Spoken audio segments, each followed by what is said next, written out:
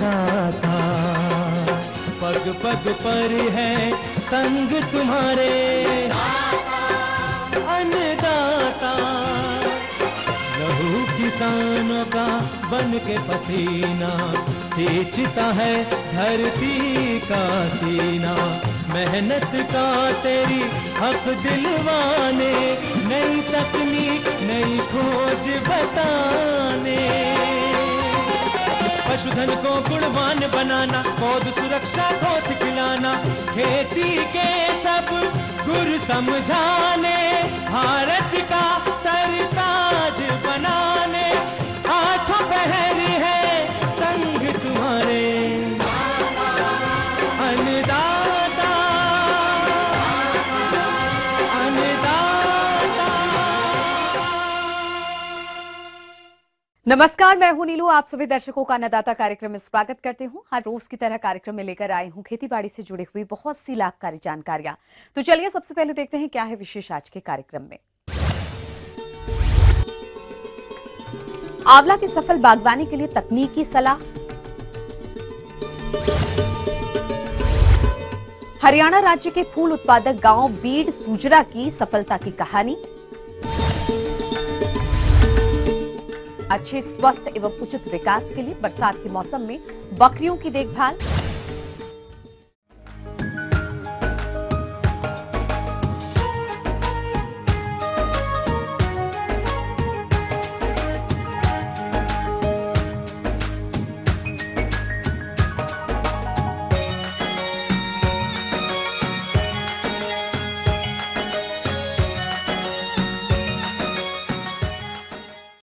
किसान भाइयों, फलों में आप आंवला के महत्व को तो जानते ही हैं, जिसकी बागवानी उत्तर प्रदेश के प्रतापगढ़, रायबरेली, सुल्तानपुर, आगरा और मथुरा जिले में अधिक होती है।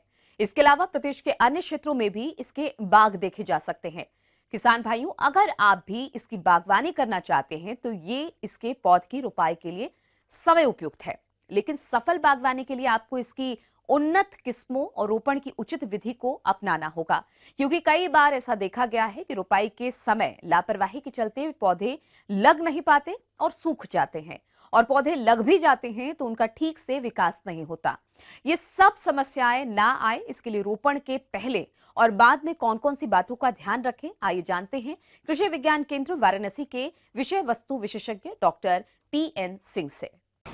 सभी किसान भाई पौध लगाने के लिए गड्ढों की तैयारी कर लिए होंगे, उसकी भराई भी कर लिए होंगे, लेकिन हम आपको एक बात बताना चाहते हैं कि पौध रोपण करने से पहले हम जगह का चुनाव करते हैं, क्योंकि जहाँ भी बाग हमें लगाना है वह ज़मीन हमारी ऊपरवार हो, ऊंची ज़मीन हो, जहाँ पानी न लगता हो, क्योंकि यदि पानी लगेगा तो पौधा जो है वो ख़त्म हो जाएगा, बढ़ नहीं पाएगा, मर जाएगा। ऐसी स्थिति को देखते हुए पौध का जहाँ हमें रोपण करना है, जमीन ऊपरवार होना बहुत जरूरी है। बुलई भूमि के अतिरिक्त सभी प्रकार की भूमियों में आंवला के बाग लगाए जा सकते हैं। जिन क्षेत्र में बारिश कम होती है वहां आसानी से उगाया जा सकता है। रेतीली मिट्टी में आंवले के बाग न लगाएं। आंवला का पौधा काफी कठोर होता है, जिसके फल वृक्ष लू और पाले से अधिक प्रभावित न होते हैं। ये 46 डिग्री सेंटीग्रेड तापमान सहन करने की क्षमता भी रखता है। इसमें नरेंद्र आंवला 6, नरेंद्र आंवला 7, चकैया, कंचन, बनारसी आंवला, ये किस्में हैं जिनको हमारे किसान भाई लगा सकते हैं। आंवले को हम सभी तरह की भूमि पर लगा सकते हैं, लेकिन जिसका pH मान 7 से ऊपर है, ऐसी भूमि पर भी हम आंवले को लगा सकते हैं। और यदि pH मान 8 से ऊपर है तो उसमें गोबर की खाद और थोड़ी अच्छी मिट्टी मिला करके आंवले को लगा सकते हैं।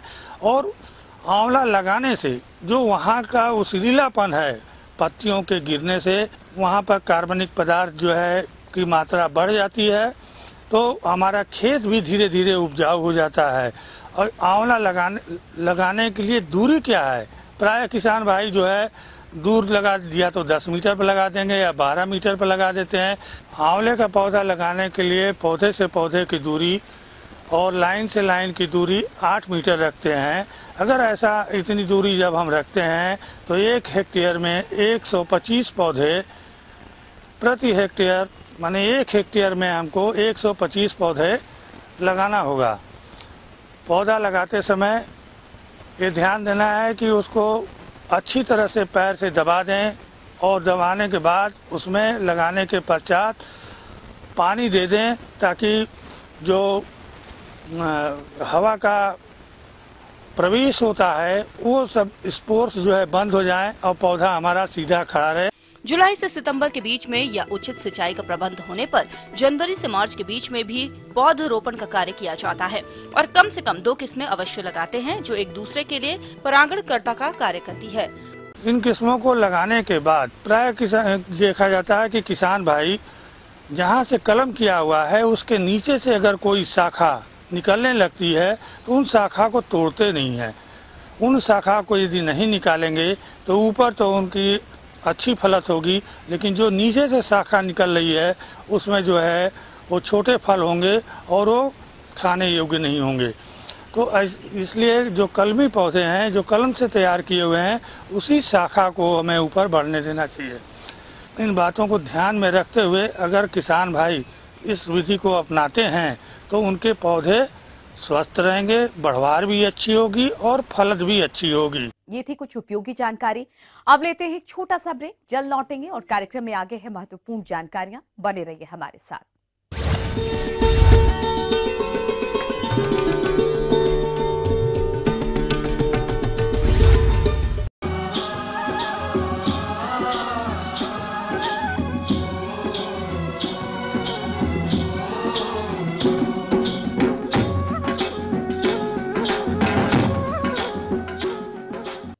ब्रेक के बाद एक बार फिर से आप सभी दर्शकों का अन्नदाता कार्यक्रम में स्वागत है।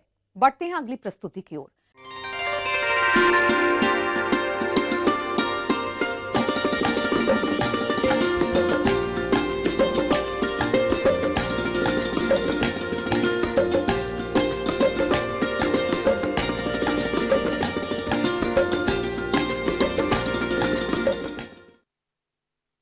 अपने देश के हरियाणा जिले में एक गांव ऐसा भी है जो पूरे साल भर मुनाफे की महक से सराबोर रहता है। ये महक उठती है खेतों में लहरा रही फूलों की फसल से।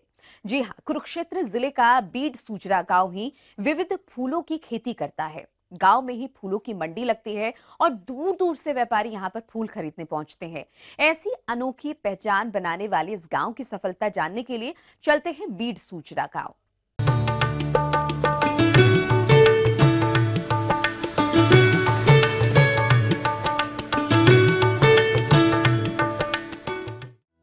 जहां तक नजर जाएगी आपको फूल ही फूल नजर आएंगे।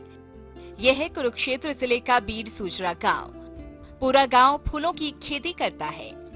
साल भर गांव में फूलों की महक बहती है और साथ में मुनाफे की लहर भी। कोई बड़ा जमींदार हो या छोटा काश्तकार, बीड सूचरा में सबके सब फूलों की खेती करते हैं। कई साल से ये सिलसिला चला आ रहा है। यहाँ गेंदा, जाफरी और गुलदावरी की सबसे ज्यादा खेती होती है। लोग अब इसे फूलों का गांव भी कहने लगे हैं, क्योंकि गांव की सीमा में घुसते ही फूलों की महक आने लगती है। गांव 1914 में पालम एयरपोर्ट के आसपास की जगह से उठाकर कुरुक्षेत्र के नजदीक यहाँ पे भेजा गया था। उस समय बहुत कम परिवार थे जो यहाँ पे आए और परिस्थितियाँ बिल्कुल प्रतिकूल थी, लोगों के पक्ष में नहीं थी, क्योंकि जमीन जो है वो उपजाऊ नहीं थी, बंजर थी। उसके बाद लोगों ने अपने आप को संतुष्ट करते हुए उस भूमि को एक उपजाऊ जमीन में बदल दिया। अब यही जमीन है जो सोना उगल रही है। लोगों ने फूल की खेती की, अच्छा मुनाफा कमाया। अच्छा मुनाफा देखते हुए बड़े स्तर पर खेती आरंभ की गई। अब लगभग गांव का हर एक परिवार फूल की खेती से जुड़ा हुआ है। यहाँ के युवाओं ने भी फूलों की खेती को करियर के तौर पर चुन लिया है। अब ये सबसे बड़ा फूल उत्पादक गांव बन गया है। जब सीजन होता है तो मजदूरों की पूर्ति नहीं हो पाती है और आसपास के लगभग 5-6 गांव से भारी मात्रा में मजदूर यहाँ पर रोजगार की तलाश में आते हैं और अपनी अच्छी रोजी रोटी इस व्यवसाय से निकालते हैं। 100 साल पहले हमारा गांव आया था जी। जब से गांव आया, जब से फूलों की खेती कर रहे हैं। सब फूलों में ठीक आमदन, अपना गुजारा ठीक चल रहा है। फूल ही हमारे गांव की खेती है। गांव में फूल मंडी बनी हुई है, यहाँ से फूल सप्लाई होता है। गांव में 10-20 व्यापारी भी हैं जो सारे पंजाब, हरियाणा, जलंधर, लुधियाना, जम्मू तक फूल जाता है हमारे यहाँ से। दिल्ली कभी 5 रुपए से लेके 100 रुपए किलो तक का फूल खरीदते हैं हम। 1 एकड़ से 50,000 से 1 लाख 1.5 लाख तक मुनाफा कमा रहा। ये तो हो गए जी 10-12 साल हो गए जी हमें। हाँ जी 10-12 साल हो गए जी। किसमें एक तो देसी है जी, देसी गेंदा है, लड्डू गेंदा है, और देसी में भी 60 वैरायटी भी है, मोटा भी है जी। ये 60 वैरायटी है जी, ये लड्डू है। बबना पता है सारे रेट के ऊपर डिपेंड है जी। आज 100 भी है, कल को 2 भी है जी। इसमें लगभग ये है कि किले में लाख भी बन जाता है, 50,000 भी रह जाए, 20 भी रह जाता है। आजकल क्या रेट चल रहा है? आजकल 25-30 रुपए किलो का। बहुत से किसानों ने फूलों की खेती में किस्मत आजमाई, लेकिन मार्केटिंग की कमी में फूल मुरझाते रहे और किसानों का दिल टूटता रहा। अलबत्ता बीट सूजरा के लोगों ने इसकी भी काट निकाल ली। पूरा गांव ही फूलों की खेती में लग गया, तो मजबूरन अब व्यापारी ही इस गांव का रुख करने लगे। मसलन बीट सूजरा के लोग फूल लेकर मंडी नहीं जाते, बल्कि मंडी ही चलकर बीट सूजरा पहुंच गई है। 12-13 रुपए जी, 25 जी, 26 रुपए जी, 26, 27 रुपए, हाँ जी 28 रुपए जी। अब हर रोज शाम को बीट सूजरा में फूलों की मंडी लगती है। हरियाणा के साथ साथ दिल्ली और पंजाब के कई व्यापारी रोजाना बीट सूजरा में बोली देकर फूल खरीदते हैं। गांव के व्यापार की बात करें तो प्रति वर्ष करोड़ों की आमदनी गांव लेता है। जो व्यापारी हैं वो फूल खरीदने के लिए आते हैं, ट्रेनों के माध्यम से, बसों के माध्यम से, ट्रकों के माध्यम से फूलों को पंजाब, हरियाणा के अलग अलग क्षेत्र में, दिल्ली में, हिमाचल प्रदेश में, कभी कभी जम्मू में भी और इससे अलग स्थानों पर भी भेजा जाता है। इस गांव को एक मॉडल गांव के रूप में पेश कर सकते हैं, देख सकते हैं, क्योंकि गांव को चाहे आप बसाने की बात करें, उसको एक नक्शे से बसाया गया है। आर्थिक विकास की वजह से गांव में खुशहाली भी आप देख सकते हैं। गांव के लोग शांतिपूर्वक रहते हैं और अपने काम में हमेशा लगे रहते हैं। तो जागरूकता की वजह से मूलभूत सुविधाओं का भी बड़े अच्छे से अपने स्तर पर लोग उसको निकाल लेते हैं, अपनी जरूरतें पूरी कर लेते हैं। किसानों को सबसे बड़ा फायदा मिल रहा है नकद भुगतान का। व्यापारी इस हाथ फूल खरीदते हैं और उस हाथ किसान को रोकड़ा थमाते हैं। कई दफा खेत में ही भुगतान कर दिया जाता है। लिहाजा ये फूलों का गांव अब मुनाफे की मिसाल बन गया है। हर एक किस्म का फूल होता है, गुलटा, गुलदावरी, जाफरी, ऑर्डर पे फूल बुकिंग हो जाती है यहाँ। ये हम बहुत फायदा हो रहा हमारे को मंडी की इधर का। अच्छा फूल मिलता है, ये खरीदने के लिए आते हैं? हाँ जी अच्छा मिलता है। और कहीं नहीं मिलता आप लोगों को फूल हरियाणा में? बस दिल्ली के इधर कहीं नहीं मिलता, यहीं दिल्ली माजरे में मिलता है। तो हमने यहाँ गाँव में मंडी खोली है फूलों की। हर तरह के फूल आते हैं, गेंदा है, जाफरी है, व्हाइट फूल है, मार्केट चिट्टा जिसको बोल देते हैं। तो यहाँ तकरीबन 50-60 क्विंटल, 80 क्विंटल फूल आ जाता है। किसानों को मतलब किसान लेके आते हैं, तो व्यापारी भी आते हैं, बोली देके मतलब यहाँ पे फूल खरीदा जाता है। बाहर से भी व्यापारी आते, तो यहाँ बोली पे फूल बिकता है, मतलब किलो के हिसाब से। 1 किलो का जैसे 10 रुपये, 20 रुपये, 30 रुपये, उसी हिसाब से जैसे सीजन के हिसाब से वो रेट लगता है। पेमेंट नकद होती है, किसानों की नकद पेमेंट होती है, व्यापारी अगले दिन दे देता है या 1-2 दिन के बाद दे देता है। हाँ, किसानों को बहुत फायदा हुआ है। अगर जो मतलब 1020 का फूल है तो 1020 ही मिलेंगे उसको। हम तीनों लोग अमृतसर से हैं, फूलों की खेती करते हैं। जहाँ का जो इस गांव का जो फूलों की खेती में सबसे बढ़िया बीज यहाँ से मिलता है। तो हम लोगों को जब भी ज़रूरत होती है हम इस गांव से लेके जाते हैं और उसकी बाज़ार में बहुत डिमांड होती है, उसकी स्पेशल वैरायटी है। ये तो पूरे पंजाब हरियाणा में पॉपुलर है, जो फूलों के नाम से जाना जाता है जगह। पूरे एरिया में अगर पूरे दोनों स्टेट में अगर कहीं मंडी है फूलों की तो इसी गांव से सुनी जाती है। जी हमारा गांव जो है बीट सूजरा नाम से जाना जाता है। और जिस टाइम हमारा गांव आया, यहाँ पे कुछ परिवार थे, 4-5 परिवार ही थे। तो जिस टाइम ये आया यहाँ पे बहुत जंगल था, बड़े बड़े पेड़ थे, डर लगता था। जैसे वो बताते हैं, हम उनसे सुनते हैं पुरानी अपनी बातें, वहाँ के आए आने के बाद भी। तो अपनी मेहनत से यहाँ पे गांव बसाया, झोंपड़ी में रहना शुरू किया।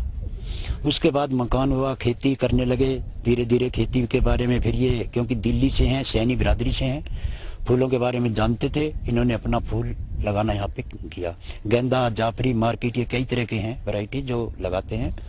और तो इन्होंने किया, पहले दिल्ली सप्लाई करते थे, उसके बाद धीरे धीरे जैसे गांव का हमारा आमदन बढ़ती गई, नॉलेज होती गई, फूलों की खेती बढ़ती गई, तो हमारे गांव के जो युवा साथी हैं, जो व्यापारी हैं, काम करते हैं, उन्होंने अपने आप ही एक छोटी सी मंडी यहाँ पे लगाई। अब शाम को 5 बजे से 7 बजे तक हमारा फूल बिकता है गाँव में। तो जो बाहर से व्यापारी भी आते हैं, जैसे हमारे सालाना आमदन लगभग करोड़ों में है। आगे और भी हैं कुछ रोचक जानकारियां, पर यहाँ पर रुकेंगे एक और ब्रेक के लिए। जल्द हाजिर होते हैं।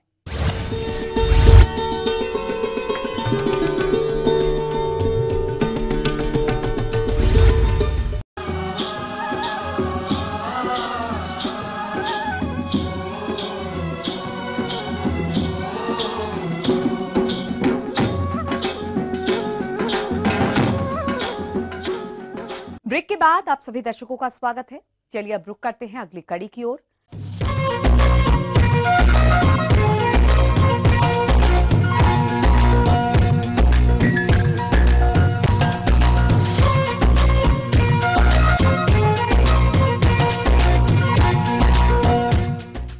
जो किसान भाई बकरी पालन कर रहे हैं, वो बकरी फार्म में कुछ विशेष जानकारियों को ध्यान में रखकर अच्छा लाभ अर्जित कर सकते हैं। इस बरसात के मौसम में लगने वाले वैक्सीनों के साथ ही खान पान प्रबंधन, साफ सफाई और छोटे बच्चों के रख रखाव में कौन कौन सी सावधानियां रखें, इन सभी विषयों पर जानकारी दे रहे हैं कृषि विज्ञान केंद्र कल्लीपुर वाराणसी के डॉक्टर A.K. सिंह। जैसा कि देख रही हैं, बरसात का मौसम है। इस मौसम में खासकर हमारी बकरियों के लिए बड़ी समस्या उत्पन्न हो जाती है, क्योंकि ये मौसम ऐसा होता है कि कभी रुक के बारिश होती है, कभी मौसम साफ हो जाता है। तो बकरियां जो होती हैं, अगर ये भीग जाती हैं तो इनको जो है चरने में बड़ी परेशानी होती है। या फिर ऐसा कहें कि घासिया से जब भीग जाती हैं तो भी ऐसी कंडीशन में जो है बकरियों को चरने में परेशानी होती है। तो जो पशुपालक भाई हमारे जैसे कि गांव में रहते हैं और बकरी पालन का व्यवसाय कर रहे हैं, उनको जो है बरसात के मौसम में कुछ विशेष सावधानियां रखनी चाहिए। जैसे कि अगर बरसात बहुत हो रही हो तो ऐसे कंडीशन में उनके खान पान की व्यवस्था जो है घर के अंदर ही करना चाहिए और कोशिश करना चाहिए कि बकरियां की जो है वो भीगने ना पावें। ऐसे में क्या करते हैं आप कि इसमें जो है खासकर बरसात के मौसम में जैसे कि जो हमारे बकरी पालक भाई हैं, अगर लोबिया हो या सूडान चरी हो, इसका चारा उपलब्ध हो तो इसके साथ जो है थोड़ा बरसात में क्या होता है कि जो हरे चारे होते हैं उसमें पानी की मात्रा बहुत ज़्यादा हो जाती है। तो अगर इसको अकेला केवल अगर हरा चारा खिलाते हैं या चराते हैं तो ऐसे में बकरियों में जो है डायरिया उत्पन्न होने का खतरा ज़्यादा होता है। तो पहले उनको घर पे ही जो है भूसे के साथ थोड़ा जो है जो दाने की मात्रा हम 250 से 300 ग्राम जो होती है, 250 से 300 ग्राम प्रति बकरी औसतन जो है उसको जो है थोड़ा सा भूसे में 2 किलो 1 किलो भूसा ले लें, उसे मिला के जो है पहले उसको खिलाएं। कोशिश करें कि जहाँ बकरियाँ बांधी जा रही हैं वो स्थान ऐसा हो कि मकान जो है चूता ना हो और उसमें जो है ऊंचा स्थान ऐसा बनावें जिससे कि बकरियों को बैठने उठने में असुविधा ना हो। और खान पीने में जैसे कि हमने बताया है कि अकेला जो है हरा चारा नहीं खिलाना चाहिए और इसमें सूखे चारे की भी मात्रा बहुत ज़्यादा रखनी चाहिए, क्योंकि डायरिया का जैसे कि हमने खतरा बताया है। और इसके अलावा जो है दूसरी चीज़ है कि इसमें जो है बीमारियों का संक्रमण जो है बकरियों में भी होता है। खासकर जैसे कि आप देखते होंगे कि जैसे बारिश हो गई है, उसी दौरान मौसम खुल जाता है और आप बकरियों को चराते हैं तो जो चारा होता है वो ओस से भींगा होता है या बारिश के पानी से भींगा रहता है। या कहीं कहीं ऐसी स्थिति होती है कि खेतों में पानी पड़ा रहता है और घासें जो है उसमें आधा गल चुकी होती हैं।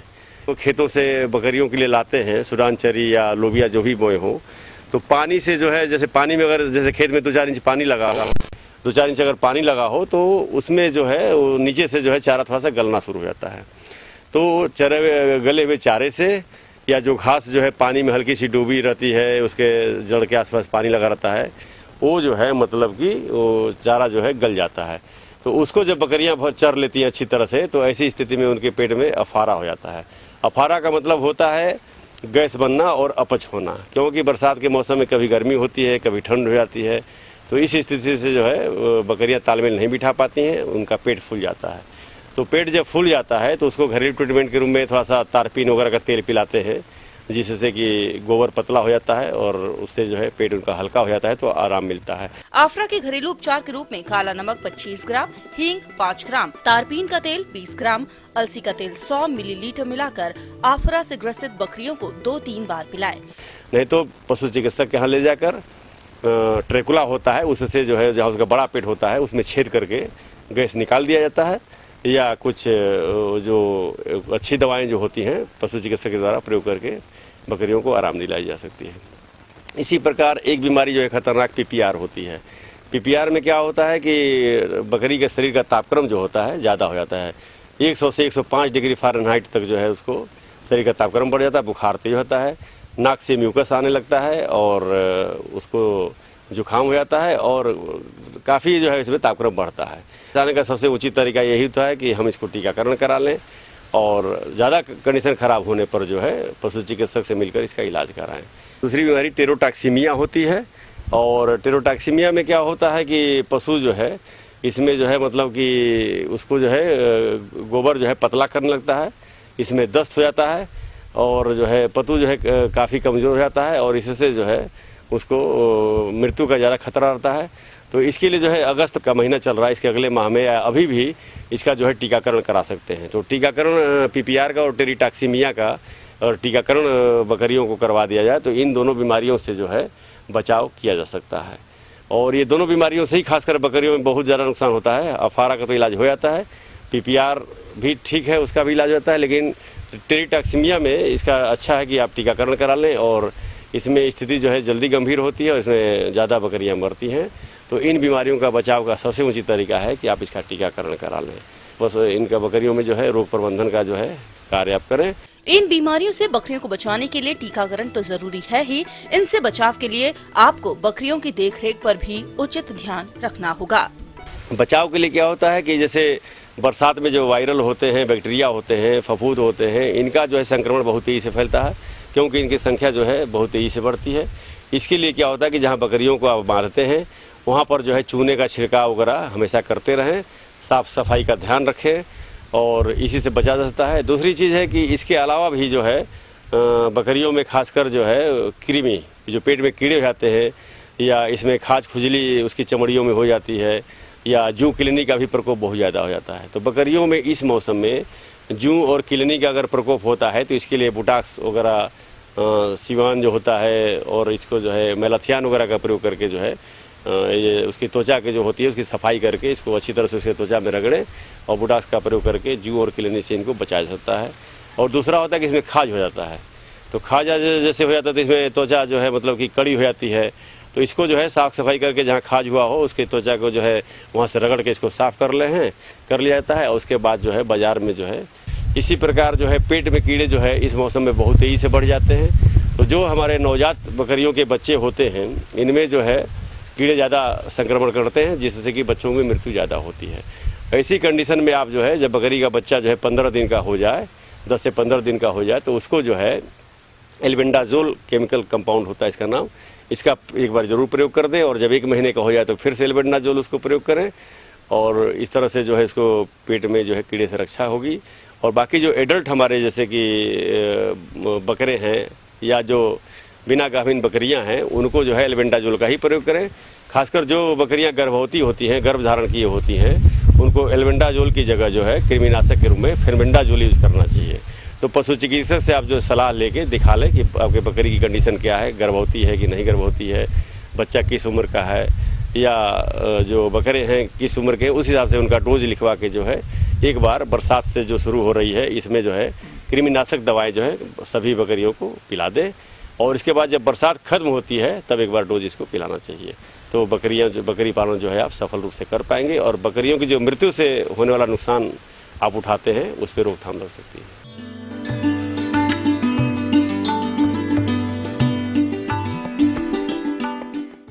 अन्नदाता हेल्पलाइन निशुल्क फोन संपर्क सेवा के माध्यम से आपके द्वारा पूछे गए कृषि से जुड़े प्रश्नों में से 1 या 2 महत्वपूर्ण प्रश्न को हम अपने कार्यक्रम में शामिल करते हैं और इसी के तहत आज का चयनित प्रश्न और उसका जवाब इस प्रकार है।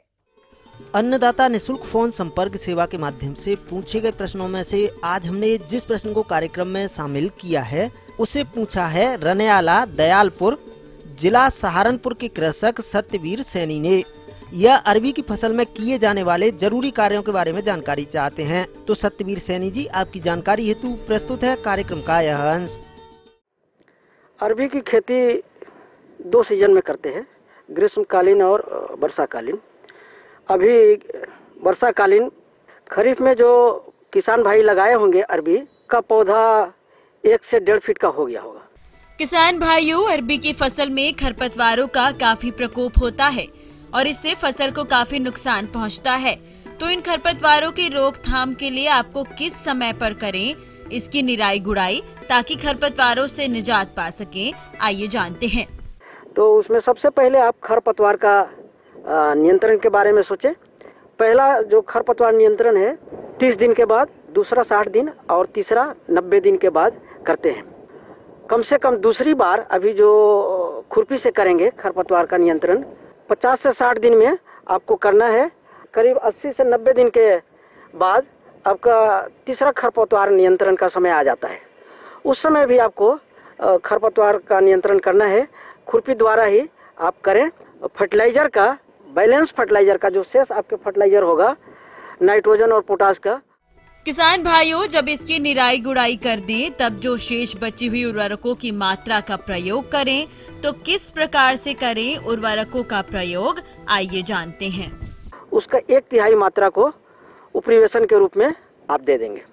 फिर बचा होगा 1/3 नाइट्रोजन और पोटास, उसको भी उपरिवेशन के रूप में आप दे दें।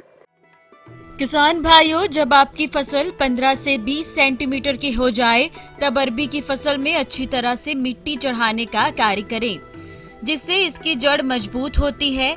साथ ही इस फसल में कीटों की रोकथाम के लिए आपको कौन कौन से कीटनाशी दवाओं का प्रयोग करना चाहिए, आइए जानते हैं। उसके पौधे पर, उसके जड़ के पास में मिट्टी चढ़ा दें। किसान भाई, इसके बाद आप पौधा संरक्षण के बारे में भी थोड़ा सा ध्यान रखना पड़ेगा आपको। तो पौधा संरक्षण में इसमें ज़्यादा कुछ प्रॉब्लम नहीं होता है। एक तंबाकू के इल्ली एक नामक एक कीट है, पत्तों का रस चूसता है और इस हिसाब से उसको पौधा को कमज़ोर कर देता है। कोई भी कीटनाशी जैसे कार्बोरिल का एक बार आप छिड़काव कर दें, करीब 15 दिन के अंतराल पे दूसरा छिड़काव करने से फिर इसका पूर्ण रूप से नियंत्रण हो जाता है। इसके बाद इसमें एक लाही भी आता है। तो लाही के नियंत्रण के लिए कीटनाशी है, जैसे मेटालिक्सिल है। मेटालिक्सिल का छिड़काव करने से लाही का भी अच्छा से नियंत्रण हो जाता है।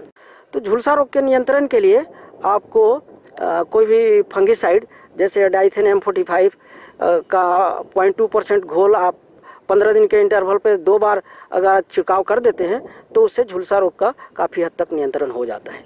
इस प्रकार आप इसके अरबी की अच्छी उपज किसान भाई ले सकते। हम ये उम्मीद करते हैं कि आज का कार्यक्रम आप सभी दर्शकों के लिए उपयोगी रहा होगा।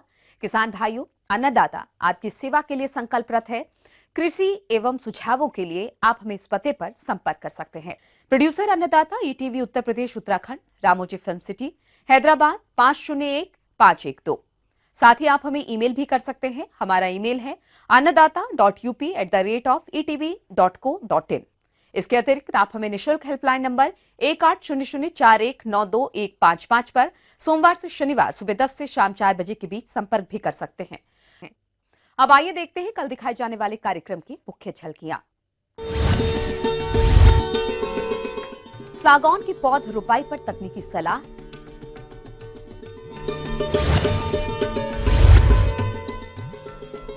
मछली नर्सरी तालाब के प्रबंधन पर तकनीकी जानकारी।